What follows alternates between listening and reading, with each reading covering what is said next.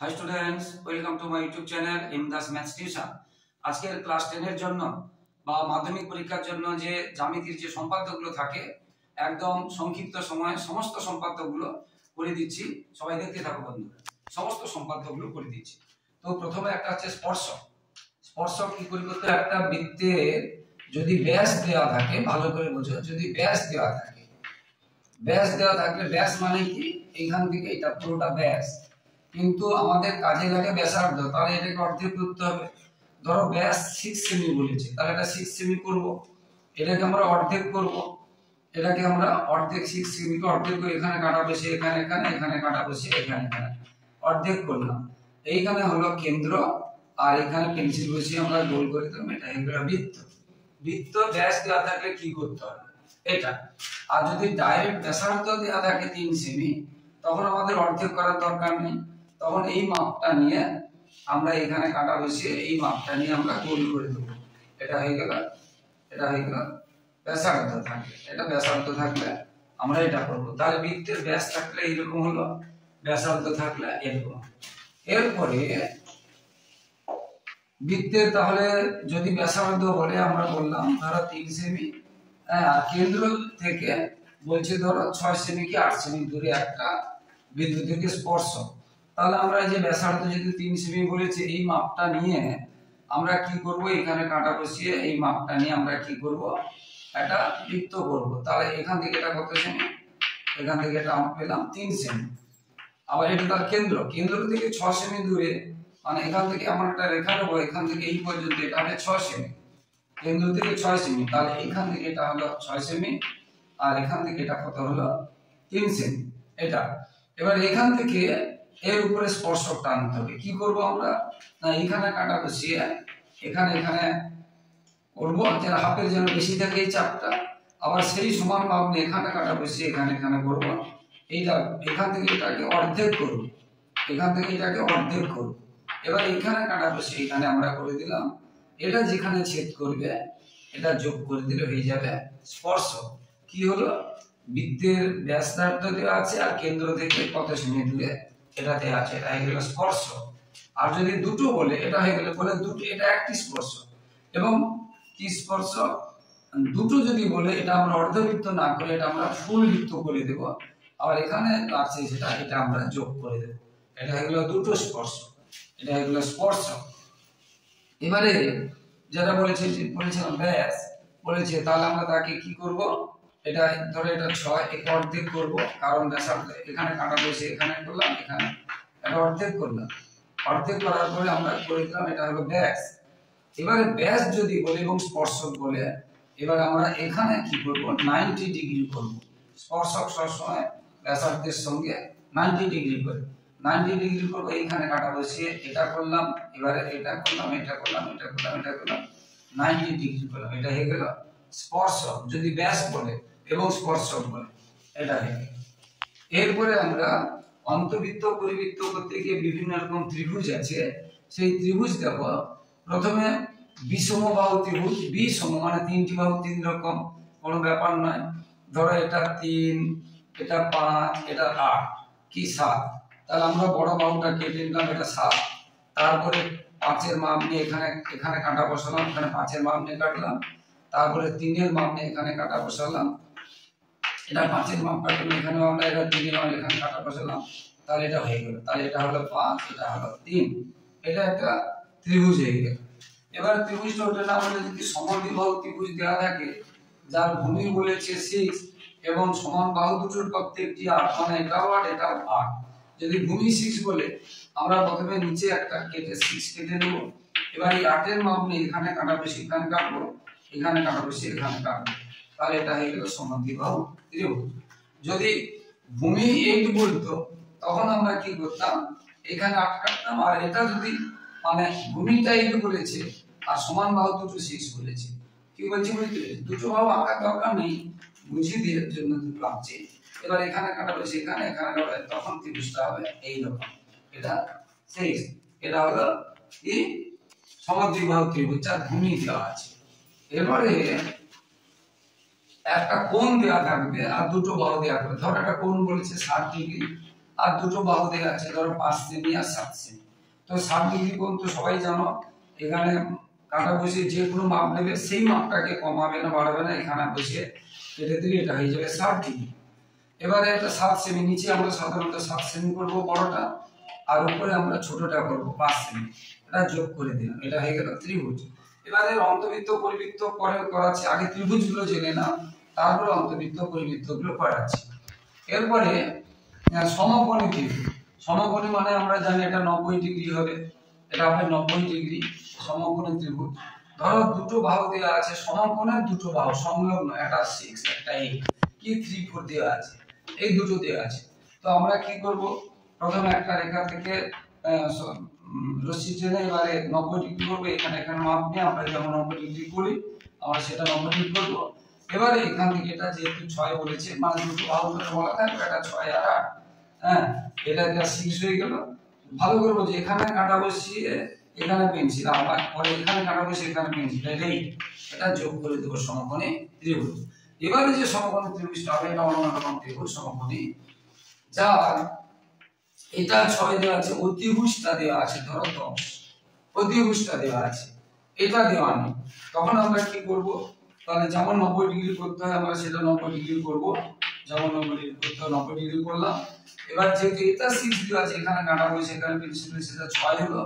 এবারে মানে এটা 6 আর 10 যেটা দেওয়া ছিল, এবারে এই 10 এর মান নিয়ে এইখানে বসাচ্ছি, এই যে 6টা যেখানে কেটেছি এইখানে বসিয়ে, এটা এইখানে বসে এই দিকে কাটবো, এখানে বসাবো না, এটাতে এখানে বসিয়েছিলাম আর এখানে বসিয়েছিলাম, দুবার কাটা এখানে, এখানে কাটা একবার আর এখানে কাটা একবার বসাচ্ছি। আর এই জন্য এটা চাপটা এই দিকে বাঁকা হবে, এই দিকে বাঁকা হবে। কি বলছি, এটা আবার যোগ করে দেবো, এটা হয়ে গেল ত্রিভুজ, এটা সমকোণী ত্রিভুজ। এরকম বিভিন্ন রকম ত্রিভুজ থাকবে। এবারে ত্রিভুজে আমরা যদিও 2025 সালে অন্তবৃত্তটা ইম্পর্টেন্ট, আমরা দুটোই করে দিয়েছি, পরিবৃত্ত এবং অন্তবৃত্ত। ধরো যে কোনো একটা ত্রিভুজ, আমরা পরিবৃত্ত কি করে করব, ত্রিভুজের যে কোনো দুটো বাহুকে অর্ধেক করব। একটা বাহুকে অর্ধেক করলে কি করতে হয়, এটা অনেকবার করা লাগে। এখানে কাটা বসিয়ে অর্ধেকের একটু বেশি মাপ নিয়ে উপরে নিচে, আবার এখানে কাটা বসিয়ে অর্ধেক মাপ নিয়ে উপরে, এটা হলো অর্ধেক। তাহলে এইটাকে অর্ধেক করব, তাহলে এখানে কাটা বসিয়ে উপরে নিচে, আবার এখানে কাটা বসিয়ে উপরে নিচে, এটা হলো অর্ধেক। আমরা শুধু অর্ধেক করব না, মানে টেনেও দেব, বুঝতে পেরেছো, টেনেও একটা বাহু আর একটা বাহুকে ধরো এটাকে অর্ধেক করব, তাহলে এখানে কাটা বসিয়ে উপরে নিচে একটা, এধারে ধারে আবার সেই মাপ নিয়ে চাপ কম হবে না, বা এখানে বসিয়ে এটা করলাম, এটা ধরো আমরা টেনে দিলাম। যেখানে ছেদ করবে এইবারে এইখানে কাটা বসাবে আর এখানে শীর্ষবিন্দু বসাবে, হয়ে যাবে হচ্ছে পরিবৃত্ত। দুটো বাহু সমদ্বিখণ্ড, লম্ব সমদ্বিখণ্ড, লম্ব সমদ্বিখণ্ড যেখানে ছেদ করবে সেটাই হবে কেন্দ্র, এটা হলো পরিবৃত্ত। পরিবৃত্ত বুঝতে পেরেছো। এবার দেখো, যদিও ইম্পর্টেন্ট থাকে কিন্তু অনেক সময় মানে কোনো 10-15 বছর অন্তর অন্তর একটা ইম্পর্টেন্ট নেই, সেটাই দিয়ে দিল। হয়তো 25 সালে পরীক্ষা হবে, 24 সালে আবার একটা দিয়ে দিল, হতে পারে। হ্যাঁ, কোথাও তো নিষেধ নেই যে ওটা দেওয়া যাবে না। আর এবার আমরা করছি অন্তবৃত্ত। যে কোনো ত্রিভুজ বলেছে, ত্রিভুজগুলোতে বিভিন্ন করেছি। অন্তবৃত্ত করতে গেলে আমরা কোণকে সমদ্বিখণ্ডিত করব, এই একটা করলাম যে কোনো মাপের। এবার এখানে কাটা বসিয়ে যে মাপটা নেব, এখানে কাটা বসিয়ে সেই মাপটা নেব, আমরা এটাকে অর্ধেক করলাম, সমদ্বিখণ্ডিত। দুটো কোণকে করব, ওখানে দুটো বাহুকে করেছিলাম দুটো, এবার আবার এখানে কাটা বসিয়ে এটা, এখানে কাটা বসিয়ে একটা চাপ নিলাম, আর এখানে কাটা বসিয়ে একটা নিলাম, এখানে এটাকে আমরা বাড়িয়ে দিলাম। এই দুটো কোণের সমদ্বিখণ্ড যেখানে ছেদ করবে এইটা হবে, এটাই হবে কেন্দ্র। এবার এইখানে আমরা এই বাহুতে লম্ব টানবো, এটা আমাদের ইউটিউব চ্যানেলে অনেকগুলো দিয়েছি, ভালো করে মানে পেন্সিল কম্পাস দিয়ে স্কেল দিয়ে দেখিয়ে দিয়েছি, ইউটিউবে গিয়ে দেখে নাও বন্ধুরা। আমি এখানে রাফ দেখিয়ে দিয়েছি প্রত্যেকটাকে। এখানে কাটা বসে এখানে একটা চাপ করব, এবার এই চাপে এখানে কাটা বসে এখানে করব, এখানে কাটা করব, এবার এইটার সাথে এটা স্কেল দিয়ে আমরা যোগ করে দেব, এইটা হবে কেন্দ্র আর এটাই হবে ব্যাসার্ধ, এটা আমরা যোগ করলে এটা হবে অন্তবৃত্ত। অন্তবৃত্ত হলো, পরিবৃত্ত হলো, এইভাবে বিভিন্ন রকম স্পর্শক হলো। আর এবারে আমরা করাচ্ছি √35। 35 কে আমরা কি লিখতে পারি, 35 কে আমরা লিখতে পারি 7 × 5। তাহলে আমরা একটা 7 সেন্টিমিটার নেব, আর একটা 5 সেন্টিমিটার নেব। এবার এটা বড় রেখা থেকে আমরা কি করব, এটা 7 কেটে নিলাম, বড় রাখো, আর এটা 5 কেটে নিলাম। এখান থেকে এটা 7 কেটে নিলাম, আবার এখান থেকে এটা 5 কাটলাম, এখান থেকে 7। এবার এই পুরোটাকে আমি অর্ধেক করব। অর্ধেক করতে গেলে হাতের বেশি মাপ নেই, ধারে এটা অর্ধেক হলো। এই অর্ধেক বার করে এইখানে কাটা বসি আমরা টেনে দেব। এবার এইখানে যেখানে 7 শেষ হয়েছিল, এইখানে আমরা কাটা বসি করে 90 ডিগ্রি টানবো। এটাই তার মানে এইখান থেকে এটা বাড়াবে না আর কমিয়ে রাখা যাবে না, ঠিক এইখানে লাগবে। এই অংশটা হবে √35 এর মাপ বা মধ্য সমানুপাতি। এবারে খুব ইম্পর্টেন্ট আছে 2025 এ ইম্পর্টেন্ট আছে অন্তবৃত্ত এবং মধ্য সমানুপাতি, এটা আছে। আবার আয়তক্ষেত্রের ক্ষেত্রফল সমান বিশিষ্ট যে বর্গক্ষেত্র, ধরো একটা আয়তক্ষেত্র বলবে 6 সেমি 8 সেমি বলে দিয়েছে। তাহলে প্রথমে একটা রেখা টেনে নিলাম, এটা 8 সেমি কেটে এবার এখানে 90 ডিগ্রি করব। এখানে এবার আমরা কি করব, 90 ডিগ্রি। এবার এটা আমরা এখান থেকে এটা 8 কেটেছি, এখান থেকে 6 কেটে নিলাম। এবার এখানে যেহেতু 8 কেটেছি, আবার এখানে কাটাবো, 8 কাটবো, আর 6 এর মাপ নিয়ে এইখানে কাটবো, এটা যোগ করে দিয়ে এটা হয়ে যাবে আয়তক্ষেত্র। এবার এই আয়তক্ষেত্রের এই বাহুটাকে একটু বড় করব, উপরের বাহুটাকে বড় করব, নিচে করলে হয়, তোমরা উপরে করবে সুবিধা হবে। এবারে এখান থেকে তাহলে এটা কত 8, এখান থেকে এটা 6 ছিল, এই 6 এর মাপ নিয়ে বা এখানে 6 এর মাপ নিয়ে আবার এখান থেকে এটা কাটবো, এটা 6, তাহলে এটা হয়ে গেল 6। এবারে এই পুরোটাকে অর্ধেক করব, মধ্য সমানুপাতি হবে, এই পুরোটাকে অর্ধেক করব। তাহলে এখানে কাটা বলছে 8, একটু বেশি বাইরে করলাম, আবার এখানে কাটা বলছে এইটা অর্ধেক অর্ধেক। এবার এখানে কাটা বলছে, এখানে পেন্সিল বসিয়ে টেনে দিলাম, আর এই বাহুটাকে সোজা করে বাড়িয়ে দিলাম, যেখানে ছেদ করবে এইখান থেকে এইটা হবে বর্গক্ষেত্রের বাহু। এবার এই মাপটা নিয়ে এই এই বাহুটার মাপটা নিয়ে এখানে কাটবো, আবার ওই একই মাপ নিয়ে এখানে বসিয়ে এখানে কাটবো, ওই একই মাপ নিয়ে এখানে বসিয়ে এখানে কাটবো, এইটা হয়ে যাবে বর্গক্ষেত্র, এটা হয়ে যাবে বর্গক্ষেত্র। আবার তোমাদের একটা ত্রিভুজের বলা আছে যে আয়তক্ষেত্রের সমক্ষেত্র বিশিষ্ট ত্রিভুজ, এরকম বলা আছে তোমাদের বইতে, সেগুলো আমার ইউটিউবে দেওয়া আছে, তোমরা দেখে নেবে। এই মধ্য সমানুপাতি বা বর্গমূল নির্ণয় চ্যাপ্টারে বলা আছে ত্রিভুজের সমান ক্ষেত্র বিশিষ্ট বর্গক্ষেত্র। ত্রিভুজ থেকে বর্গক্ষেত্র বলেছে, বর্গক্ষেত্র মানে চারটা বাহু সমান, ত্রিভুজের সমান ক্ষেত্র বিশিষ্ট বর্গক্ষেত্র বলেছে। তো ডাইরেক্ট ত্রিভুজ থেকে বর্গক্ষেত্র করা যাবে না, প্রথমে ত্রিভুজ থেকে আমরা করব আয়তক্ষেত্র। এবারে আয়তক্ষেত্র থেকে আমরা এগুলো যেটা শিখালাম, আয়তক্ষেত্র থেকে আমরা করব বর্গক্ষেত্র, এগুলো যেটা শিখালাম। তাহলে ত্রিভুজ থেকে বর্গক্ষেত্র বলেছে, কিন্তু আমরা ডাইরেক্ট পারবো না, ত্রিভুজ থেকে করব আয়তক্ষেত্র, এবার আয়তক্ষেত্র থেকে আমরা করব বর্গক্ষেত্র। তো ত্রিভুজ থেকে কিভাবে বর্গক্ষেত্র করছি দেখো, যে কোনো ত্রিভুজ বলে ত্রিভুজের হতে 3টি বাহু দেওয়া থাকবে, যে কোনো ত্রিভুজ, মোটামুটি আমি বলছি এটা ত্রিভুজ হবে। ত্রিভুজের সমান বর্গক্ষেত্র কি আয়তক্ষেত্র কি করে করব না, এই যে ভূমি ভালো করে দেখো, এই ভূমির এই মাপটা নিয়ে ভালো করে দেখো, এখান থেকে এই মাপটা নিয়ে এখানে কাটা বসিয়ে আমরা একটা চাপ করব। তাহলে এই মাপটা নিয়ে এখানে কাটাবো, এই মাপটা নিয়ে এখানে চাপ করব, আর এই বাহুর মাপ নিয়ে এখানে কাটা বসিয়ে আমরা কাটবো। এবার এইটার সাথে এটা যোগ করে দেব, এটা হয়ে যাবে সমান্তরাল, এই ভূমির সমান্তরাল। তাহলে আবার বলছি, এই বাহুর মাপটা নিয়ে এখানে বসালাম, আর এই বাহুর মাপটা নিয়ে এখানে কাটবে, যোগ করে দেব, এটা হয়ে গেল কি হলো ভূমির সমান্তরাল। এবার এই ভূমিটাকে আবার অর্ধেক করব, তাহলে এখানে কাটা বসে অর্ধেকের বেশি মাপ নিয়ে উপরে নিচে, আবার এখানে কাটা বসে অর্ধেকের বেশি মাপ নিয়ে উপরে নিচে, এটা করব, ঠিক আছে।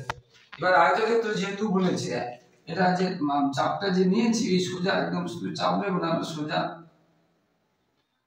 সোজা আমরা আছে এই ত্রিভুজটা যে সমবাহু ত্রিভুজ হবে তার কোনো কথা নেই, বিভিন্ন রকম ত্রিভুজ হতে পারে, বিভিন্ন রকম ত্রিভুজ হতে পারে। কি বলছে বুঝতে পেরেছো?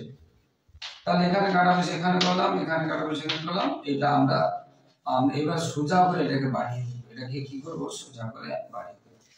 এটা শীর্ষবিন্দু এ ধারে হতে পারে, এটা শীর্ষবিন্দু এ ধারে হতে পারে, এটা শীর্ষবিন্দুতে হতে বাড়িয়ে দিলাম, বুঝতে পেরেছো? তাহলে কি করলাম, প্রথমে আবার বলছি, এই ভূমির সমান ক্ষেত্র সমান্তরাল একটা সরলরেখা টানলাম, এবার এই ভূমিটাকে অর্ধেক করলাম এবং এটা বাড়িয়ে দিলাম, এইখান থেকে বাড়িয়ে দিলাম যেখানে লাগছে। আর এই হাফটার মাপ, এই হাফটার মাপ নিয়ে এই হাফটার মাপ নিয়েছি, এই হাফটা এখানে কাটা বসিয়ে এটা এটার সাথে সম্পর্ক নেই, এটার সাথে এই মাপটা নিয়ে এখানটা নেব। এই ছেদ বিন্দুর এটা বাইরে হতে পারে, এটা ছেদ বিন্দুতে হতে পারে, আবার ছেদ বিন্দুর ভিতরে হতে পারে, ওটার কোনো সম্পর্ক নেই। ধরো এটা বাইরে হয়েছে, এটা তার এই মাপটা এখানে টানা, এবার এটা যোগ করে দিলাম, এইটা হয়ে গেল আয়তক্ষেত্র। এটা আয়তক্ষেত্র হলো। এবার আয়তক্ষেত্রের সমানক্ষেত্র বিশিষ্ট বর্গক্ষেত্র আমরা একটু আগে শিখিয়েছি। তাহলে আয়তক্ষেত্র যেহেতু হয়েছে এই বাহুটাকে বাড়িয়ে দেব, হ্যাঁ, আর এটা তার দৈর্ঘ্যটার প্রস্থ, এই মাপটা নিয়ে আবার এখানে কেটে দেব। এবার এই পুরোটাকে আবার বলছি, এটা আয়তক্ষেত্রের দৈর্ঘ্য, এটা প্রস্থ, এই মাপটা নিয়ে এখান থেকে কেটে দেব, তাহলে এটা প্রস্থ, এটা দৈর্ঘ্য। এবার এই পুরোটাকে অর্ধেক করব, এখানে কাটা বসিয়ে, এখানে বসিয়ে, যেমন আমরা মনে করে এটা অর্ধেক হয়েছে এখানে। এবার এইখানে কাটা বসিয়ে আমরা টানবো, যেটা ওখানে আগে শিখেছিলাম বর্গক্ষেত্র। এবার এটাকে আমরা কি করে দেবো, বাড়িয়ে দেবো, এটাকে সোজা বাড়িয়ে দেবো। এবার এই মাপটা নিয়ে এখানে কাটবো, এখানে কাটবো, এখানে কাটবো, এটা হয়ে যাবে আয়তক্ষেত্র। বুঝলে এই দুটো কঠিন। তাহলে বর্গক্ষেত্রের এই আয়তক্ষেত্রের সমান বর্গক্ষেত্রটা কঠিন আছে, আর ত্রিভুজের সমান বর্গক্ষেত্রটা কঠিন আছে। বাকিগুলো সহজ আছে। এটা তোমাদের এই মধ্য সমানুপাতিক যে অধ্যায়টা আছে, কত বসে দেখি কত, সেটা আছে এখান থেকে করলাম। তো আশা করি বন্ধুরা এইগুলোই করলে, এগুলো তোমাদের সম্পাদ্যের মধ্যে আছে, এটা এই কয়েকটা করলে প্রতি বছর, এরপরে বাইরে তো আসবেই না, তোমরা কিন্তু 6 পেয়ে যাবে, টেস্টে পাবে, ইউনিটে প্রথম ইউনিট প্রত্যেকটা জায়গায় পেয়ে যাবে। তাই মন দিয়ে দেখতে থাকো বন্ধুরা। এছাড়া আমার ইউটিউব চ্যানেলে এগুলো হাতে নাতে করে দেওয়া হয়েছে জ্যামিতি বক্সের যে ইনস্ট্রুমেন্ট দিয়ে, তাই তোমরা সার্চ করে দেখে নাও। সবাই খুব ভালো থাকো বন্ধুরা, সবার ভবিষ্যৎ ভালো হোক। আর বন্ধুরা প্লিজ আমার চ্যানেলে যারা নতুন, প্লিজ আমার চ্যানেলকে সাবস্ক্রাইব ও শেয়ার করে একটু সাপোর্ট করো বন্ধুরা। আর অবশ্যই পাশে থাকা বেল আইকনটি প্রেস করে দাও, যাতে সমস্ত নোটিফিকেশন তোমাদের কাছে প্রথমে পৌঁছে যায়, ভিডিওগুলো যাতে না মিস হয়। এবং 5 থেকে 10 পর্যন্ত প্রত্যেকটা ইউনিটে, প্রথম দ্বিতীয় এবং তৃতীয় ইউনিটের প্রশ্ন করে দেওয়া হয়, সাজেশন দেওয়া হয়, তার উত্তর করে দেওয়া হয়। তাই অবশ্যই দেখতে থাকো বন্ধুরা। মাধ্যমিকের পরেও, উচ্চ মাধ্যমিকের পরেও পরীক্ষা শেষে যা সঠিক উত্তর আমার ইউটিউবে কিন্তু পেয়ে যাবে 1 ঘন্টার মধ্যে। তাই ফলো করতে থাকো বন্ধুরা। সবাই খুব ভালো থাকো। জয় হিন্দ, বন্দে মাতরম।